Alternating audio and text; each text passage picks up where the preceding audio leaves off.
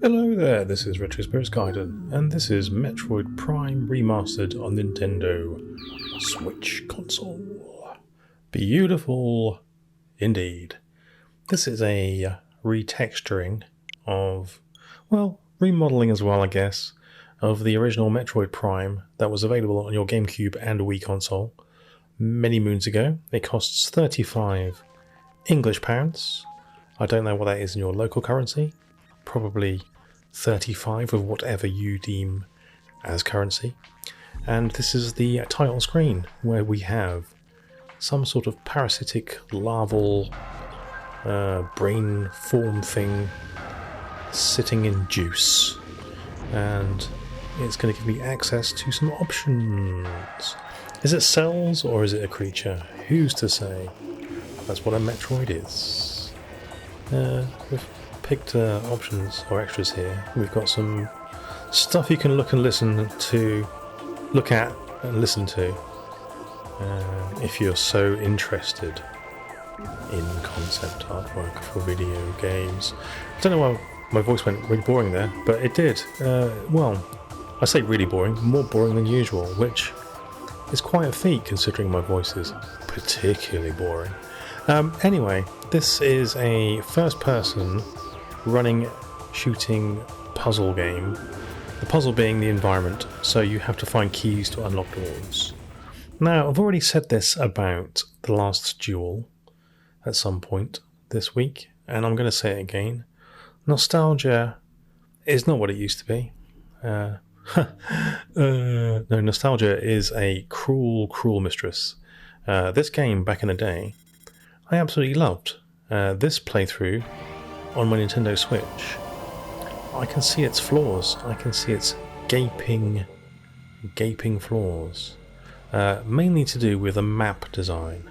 Now, and actually some core gameplay decisions. As it happens now, I saw myself trying to scan a thing. This door in particular has caused me a lot of pain. Since I've recorded this video, I have got past this, but the game never explains to you, or if it does, I've accidentally skipped it and could not find the information, how to use the super missiles to open this door.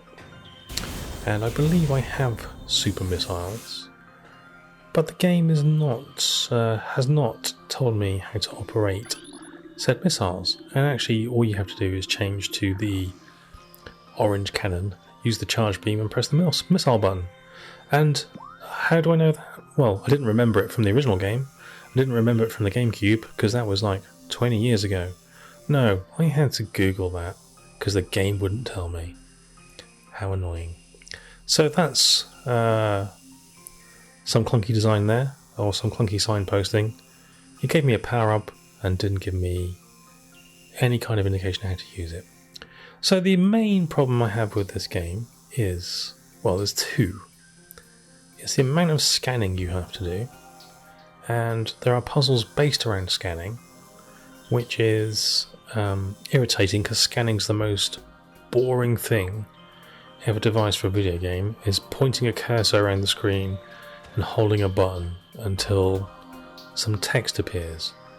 Now, I've opened spreadsheets that are more fun than that, and yeah, that's all I'm going to say about that. It's not a fun activity.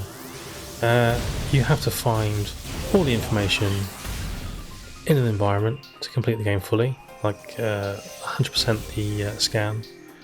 I don't know, it unlocks something, probably a picture of Samus on the beach or something, I don't know. So there's that aspect, which is fairly tedious, but like I said, there are lots of puzzles around scanning, and you have to scan every boss for its weak point whilst the boss is attacking you. Oh, before we move off of bosses, the first boss you face in this game is the biggest irritating bastard I think I've faced in the last 10 to 15 years of playing games. You are ill-equipped to fight it. It has an irritating moveset where it resets all the good work that you've done. I'm not going to spoil it too much for you. You just got to play it if you haven't played it before. but rest assured, it's an old school, clunky, annoying boss fight, of which you don't get a lot of anymore.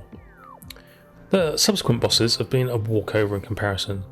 The problem with the first boss fight is you're underpowered, not sure what it is that you're doing, unsure of your abilities, and the boss actively undoes the work that you do to beat it.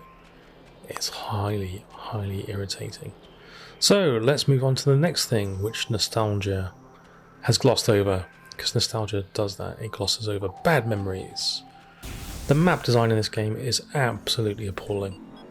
It's a very linear world as it happens. Once you see through the guise, see through the veil, you'll find that it's a basic locked door and key game. And the way the designers have gone about it is by putting the keys and the doors as far apart as possible through multiple loading screens to get you to pad out the game time by traversing the same environments over and over again. The first time I played this, I remember feeling like it was exploration, but on this playthrough, I feel like it's exploitation. Ah, did you like that? Oh. It doesn't respect the player's time in any way whatsoever. Like I said, it will make you traipse backwards and forwards through huge swathes of environment to open certain doors. You'd think there'd be shortcuts or some sort of quick teleport system to negate having to walk through the same corridors over and over again, but there isn't. So you will be traversing this environment. Sometimes there's a little shortcut does open up, or a different route once you get the appropriate weapon to open the route, but it doesn't stop the first few hours of the game being a laborious slog through the exact same environment. Like I said, it just does not respect the player's time. Some of the environment work is actually alright. Some of it looks a bit ugly. They haven't really changed the layout of levels, so the collision seems to be all the same as it was in the original game. They've changed the fidelity and the graphics, obviously. It's a Switch, not a GameCube. The lighting's improved, so it is a visual upgrade. Metroid Prime was never an ugly game.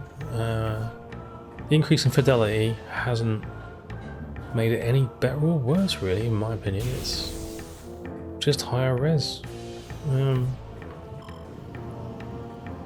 It's had the same impression on me as it had when it first released. Well, this is a good looking game. I'm probably not the best person to judge because I take into consideration the hardware the game's running on when I think about how good looking games are. And the GameCube's obviously nowhere near as powerful as a Switch, so yeah, go somewhere else for your graphics validation. But it's alright, it looks like a Switch game, so that's groovy. So like I say, some of it's a bit rough, some of it's okay. It looks like a Switch game. What more can be said? The audio doesn't seem to have changed at all, but then I don't really remember the audio as much as I do the visuals. The control scheme makes me scream, that's for sure. The button for jump is different when you're in the ball as when you are not in the ball. So the buttons change as you change your ball to human form, which is annoying. So your fire button changes and your jump button changes. That's irritating. The fire button seems to be mapped to the wrong thing initially. During a tense firefight, you'll often find yourself changing into a ball, because on the GameCube, where the ball button is on the Switch, was the fire button, I think. I think that's what's causing me concern there. If you've never played the original, you probably won't have that problem. I did, because I've played the original. So yeah, it's a decent game. It's just not as good as I remember. It's got laborious scanning in it. The map is deliberately designed to waste your time. The bosses are infuriating. Music is okay. It's Metroid Prime, so it's not as good as I remembered it. I've actually got way past this. I've got the armor that lets you swim underwater. Oh, sorry, jump underwater without it affecting you.